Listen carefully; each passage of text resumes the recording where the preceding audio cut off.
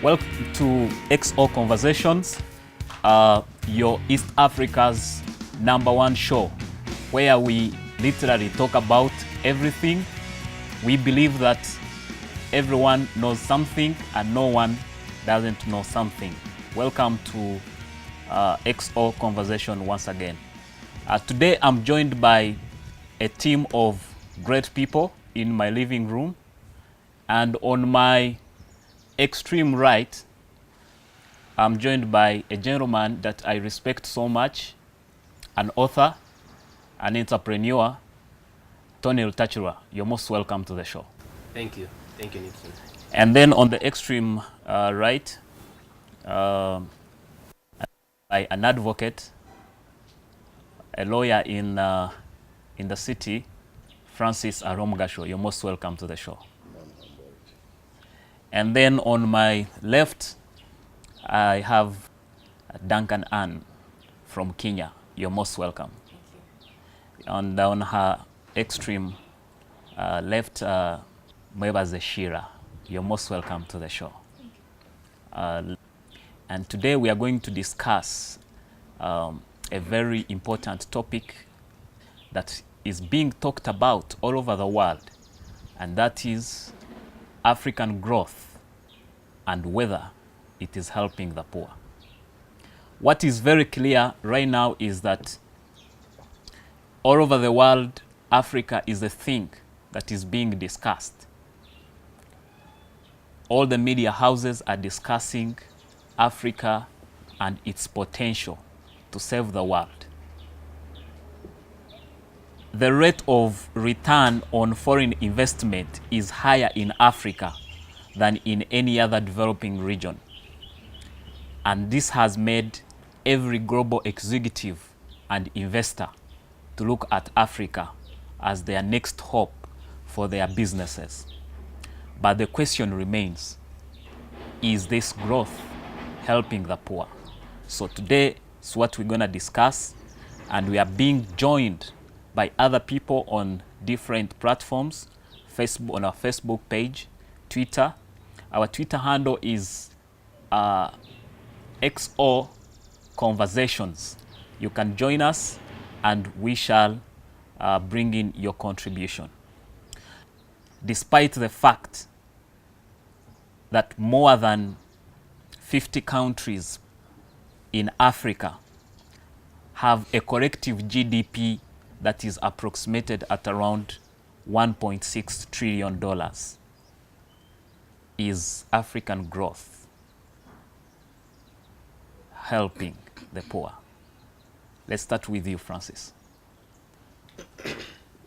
I would wish to define an African poor the way I understand it, not a scholar, what we've seen by different scholars, because some have defined their income to be $1, but the African poor from Kakuru, where I come from, they are below any shilling. They don't earn anything. So as a result, I would say the African poor is the indigenous African who is in the village. My answer to your question is no. We are actually a market for the foreign investors. You look at living examples. Most expensive street in Kampala, for example, is Kampala Road. Kampala Road, 90% of the buildings on Kampala Road are owned by Indians. 2% owned by Chinese, 1 or 2 Americans, and others from the United Kingdom. Then government, which should be the biggest owner of the property, owns 1% of the buildings. Find that the indigenous person owns the other 1%. But you realize that even the person who owns that 1% has been an accountant in one of these government institutions, has swindled the money and has come and put up the structure. So the development in Africa, if Uganda is to be seen as a representation of Africa, I think has come at a cost The indigenous African is becoming poorer by the day. If the indicators of development, like infrastructure, hospitals, schools, are anything to go by, then we are more of a market. Because look, the road constructed is actually to help an Indian establish more sugarcane plantations for purposes of taking back the profit to India. The school which is established, previously we used to have government schools, but because of the restructuring policies, we adopted the private sector-led economy, and as a consequence, the infrastructure like schools which were government-owned have failed as a result of the mushrooming private schools. And the private schools are business entities owned by the businessmen who are Indian. The best schools in Kampala, for example, are owned by Sudhir, who's the biggest investor that we have so far in Uganda. And he doesn't bring the profit here, he takes back to India. So personally, I feel we are more of a market. Whenever a road comes up, it goes to the up country. It just helps a Chinese establish a retail shop, a supermarket. A supermarket is a business enterprise to recoup profit. It's not bringing services to the people. The schools themselves, even the curriculum which is being taught, there's nothing African about it. We are taught how to become assistants in those factories and industries. So I'm sorry to disappoint, but my opinion is we got a raw deal in this development. We are just a market for the foreign investments, and these restructuring policies that moved us to private-led economy, where I think was a trap. Our presidents who are socialists, but they came in 1986 claiming that they were socialists. Unfortunately, they were trapped by the capitalists. The capitalists have come and invested, and all we do is become a market. You work hard to ensure that the colonialists take actually the profit back home.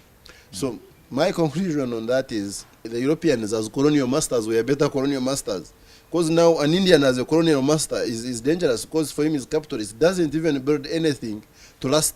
He builds a hospital which will last for 15 years, maximize profits, hand over to the next generation to improve and get more profits, as we are looking at them as they get better profit and go back to develop their country. So we got a lot deal. Thank you, Francis. This one goes to Tony. Francis keeps on hitting on Indians, and it looks like Indians are doing a good job.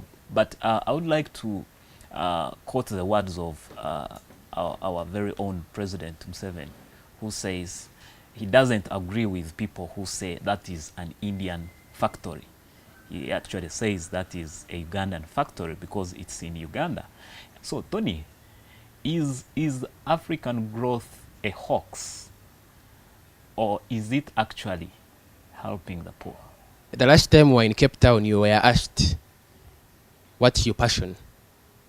And you said your passion is to wage a preemptive war against African poverty. Now, your question relates to that in some way. Now, first of all, poverty is not a virtue. It's an attitude. And there are two ways to get to the peak out of poverty. One is the competitive approach, and the other is the creative approach. Now, the rich are using the creative approach to get out of poverty. Majority of the rich, I think 40%, came poor and got out of poverty.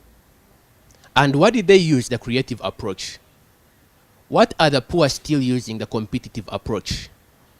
I have to put a shop there or a supermarket, but I have a lot of competitors. They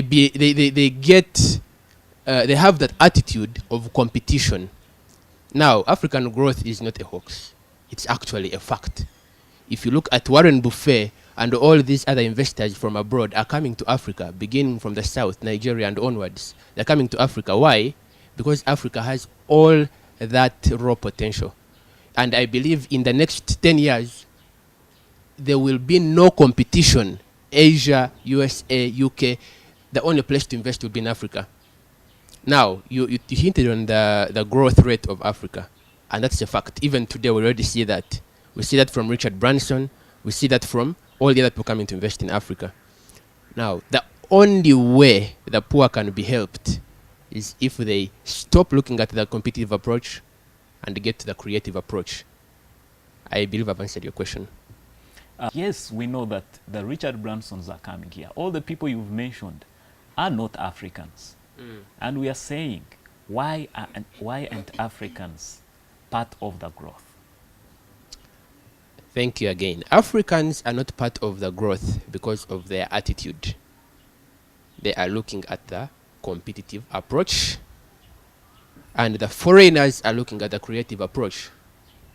Until they shift, they put a paradigm shift into motion to get to the creative approach.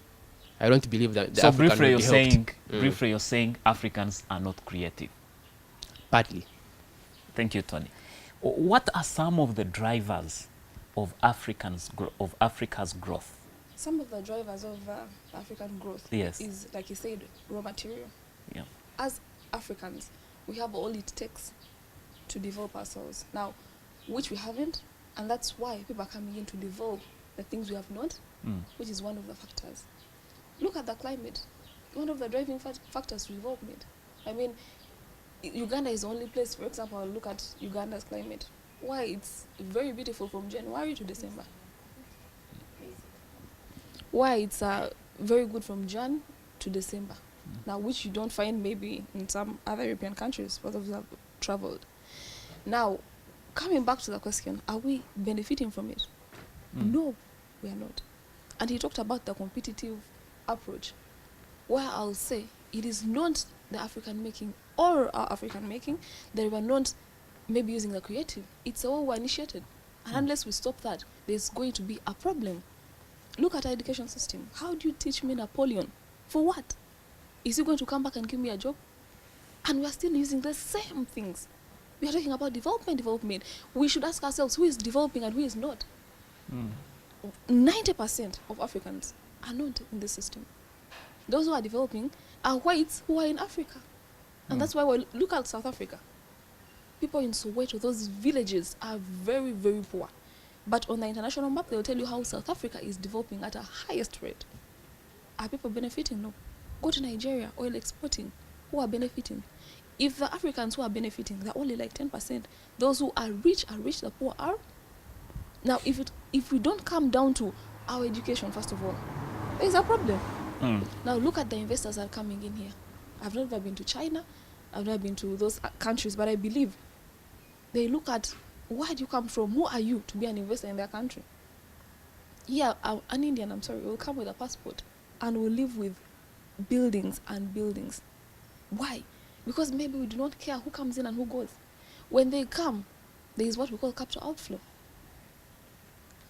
First of all, solidarity itself. An Indian will go to Prime Bank, Diamond Trust Bank, because they are supporting their fellow Indians, which we do not as Africans. Now, how are we going to beat that? If you talk about competition, they are also competitive when it comes to Indians. Now, let us go back to investment. The people that bring investment, I'll take an example. For example, I was carrying out research. There was a family from Egypt that came to set up a cheese factory. Now, the funny part was there were over 3,000 Ugandans who wanted jobs. But yet there were 10 containers of fellow Egyptians that were brought in Uganda to work for the company. How do you let that as a government? And when do you expect Ugandans to develop? If people are bringing in money, yes, which eventually they will take back home and also bring in people to work and carry back money home. So when do you expect Sheila to survive? Let me go to feedback from social media. And on the Facebook page, there is a lady called Makai Centrain from USA. She says, I have to say, I don't really know enough about it to have an informed decision about what you're discussing.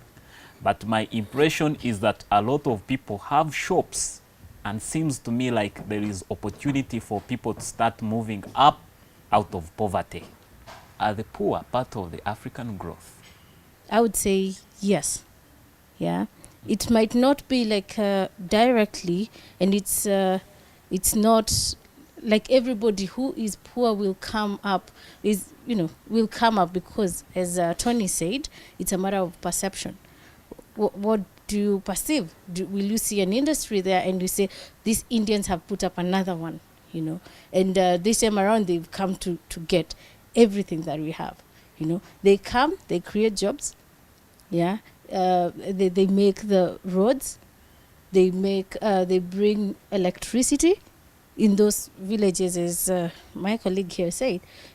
They come and bring up all those things that are part of the development, and they're the same things that help the poor person who can be able to utilize that, those say facilities, utilities, to say develop himself, So for me, I would say development really also helps the poor.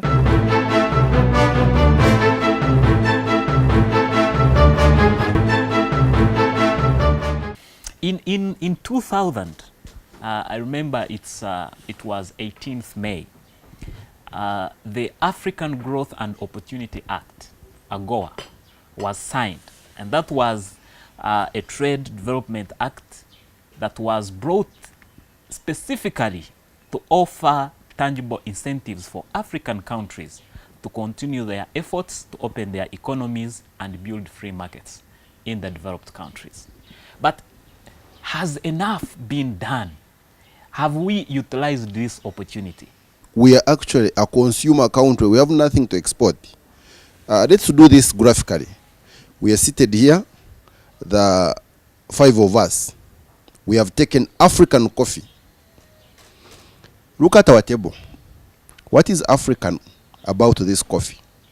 This is Chinese. This is Chinese. This is Chinese. The coffee table is Chinese. The mat is Chinese. This is Indian. This is Indian. You are using a USA laptop. Other than the water that is in this juice, because even the seed, the passion fruits that have been used to make this juice are from Egypt. We cannot use the Nile to irrigate and get our own passion fruits. So all we have, natural resources. Natural resources, the water. There is nothing African about the coffee that we are meeting over to discuss African issues. So what should we export? When the act was promulgated, we had a factory that was supposed to be making clothes. Some Kananathan from somewhere was brought, I think it was from Pakistan, to run the factory. What did he do? All the money was taken in connivance with some of our corrupt leaders. It never saw the 5th birthday. So you cannot talk about the act to export to the USA or any other country, because other than the water and the raw materials that we have been suffocated with a rot. If we must appreciate the African development, we need to control what is coming in. You have come with your recently we saw the launch of the biggest factory in East Africa, the roofing rolling mills. I mean, other than the final product being in Uganda, there is nothing Ugandan about it. The president was signed, guaranteed the Indian who established the factory to get a loan from the World Bank. Such cannot be done for an indigenous person, not because we are dense, but our president Aroni is already a victim of these structural adjustment policies.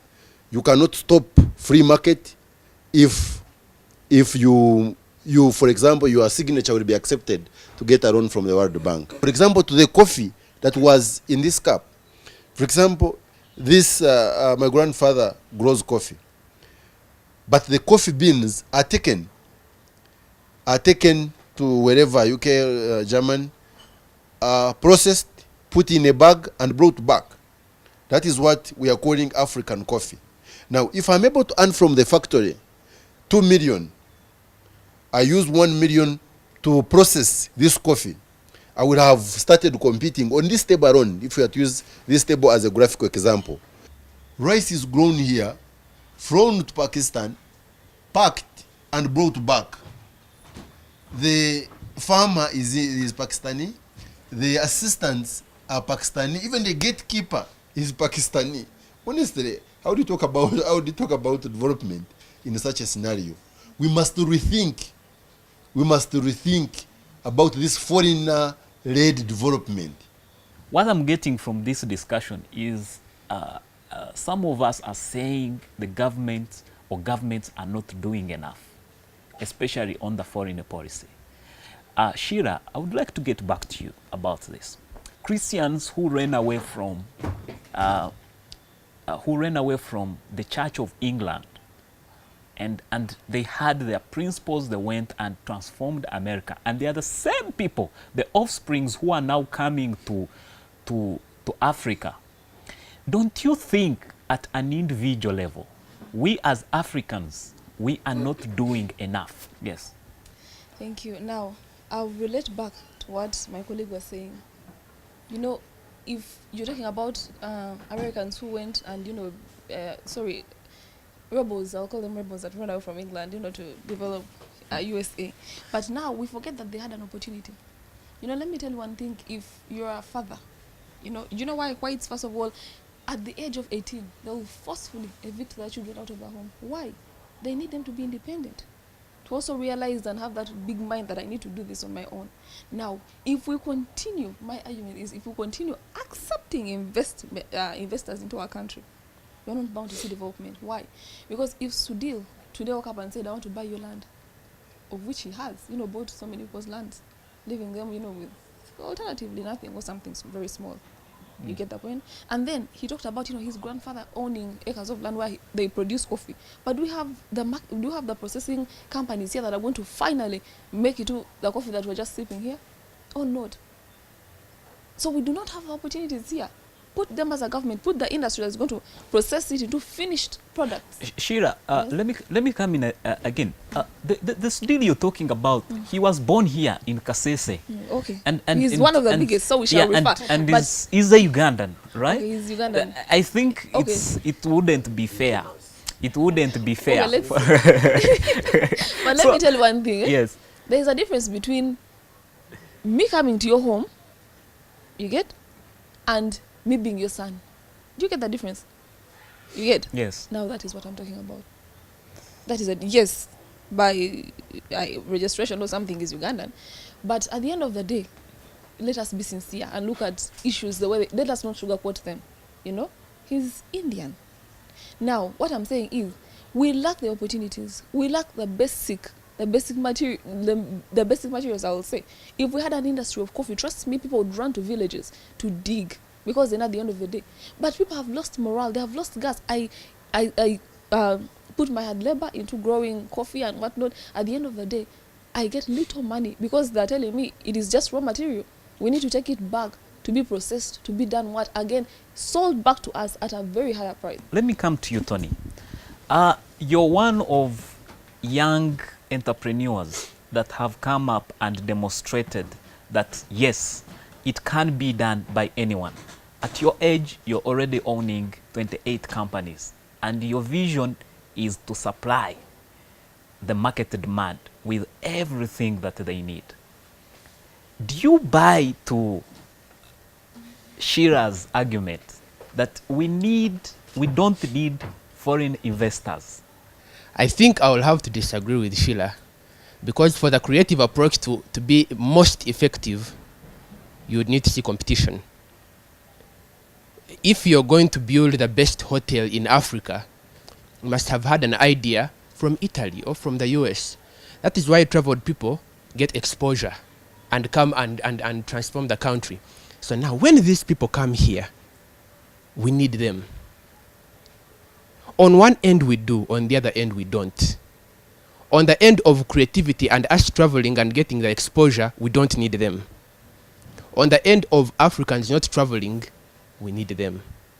Because they bring here a competition that the creative mind will beat. And that's how we are going to get out of poverty, the indigenous African. When you're taking your hyper water into the market, or hyper ice cream or whatever, and then the following day you see smear ice cream or cookies ice cream, all for Indians. How do you feel? Now, one thing you should know is that hyper mineral water would never have been there if these people hadn't come here. Because I wouldn't know where to get the machine. I wouldn't even get the idea, one way or the other. Maybe I would get the idea, but the quality with which they demonstrate made hyper mineral water get to another level. Now the part will come whereby we'll have to outcompete them. There will have to be policies that will outcompete them. And I think that's where the change can come in from. But with the hyper mineral water, hyper ice cream, without them coming here, down here, that real idea, the creativity, would not have been as ripe as if they hadn't come here. I really want to disagree with Tony. You know, in life, I just think you need directives. You don't need someone to do it for you to know how to do it. For example, look at us, education. You've made it in life, but they didn't tell you how to do hyper water. That's what I'm trying to tell you. You can go to class, which is what everyone does.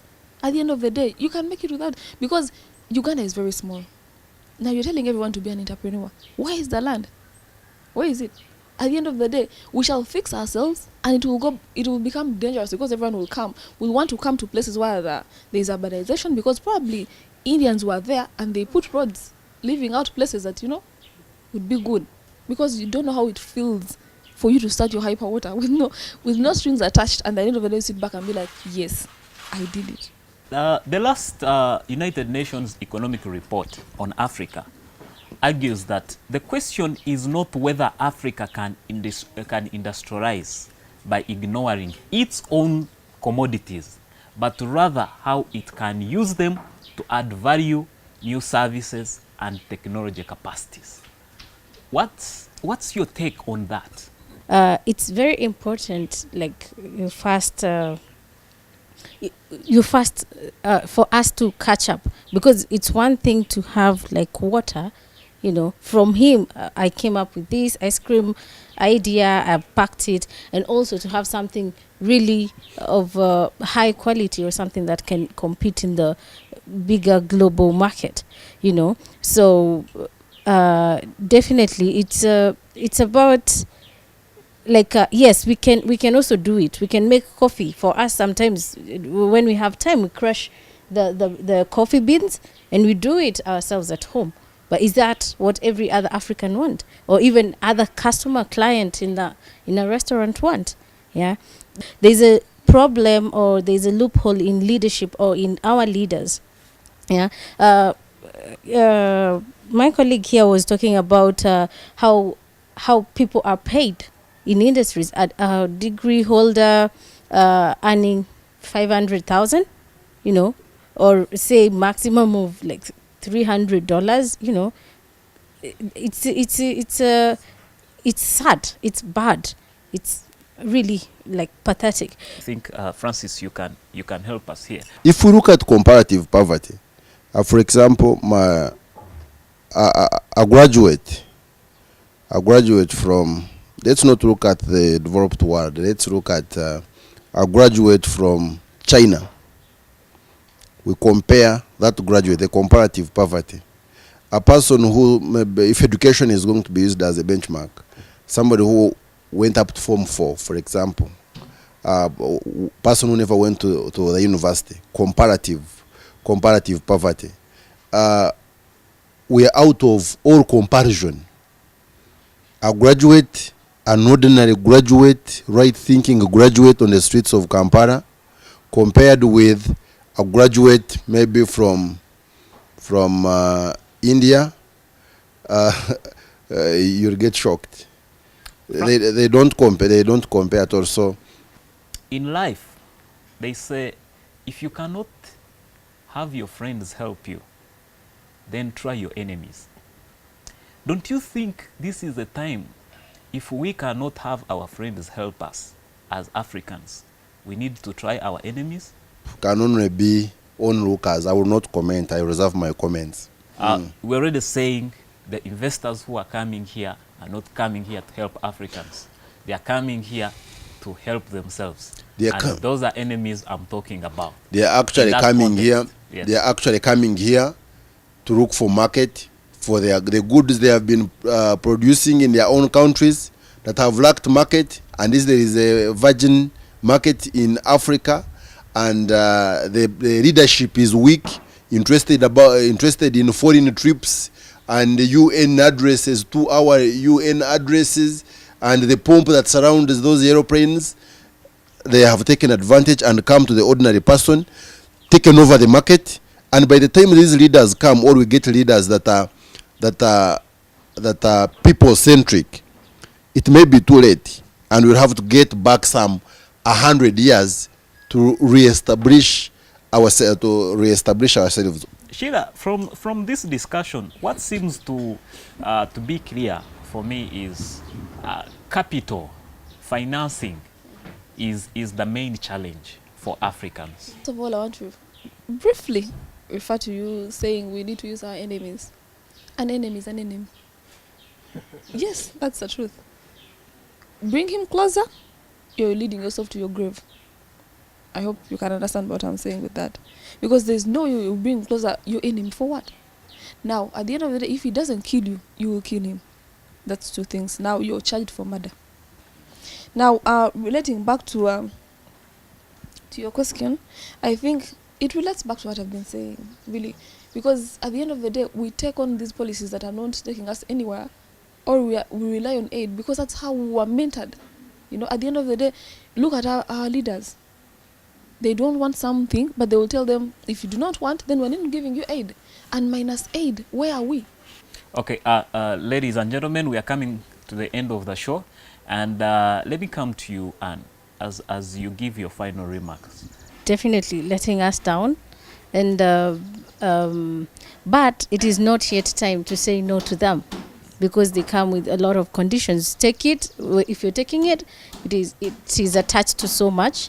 Well, if you're not taking it, then it's also attached to so much. Thank you, Anne. We are running out of time. Shira, you give your 1 minute final remarks on the topic today. Yes, my final remark is we need to do it the African way, have the African touch, and believe in ourselves if we are to move any further. Unless we do that, we are bound to stay in this kind of slavery. And trust me, the development that will come will be for specific people, not the indigenous people back in the villages. Thank you, Shira. Francis? My take is the governments should change their policy towards the foreign investments, insist on local content of the development, of the investments.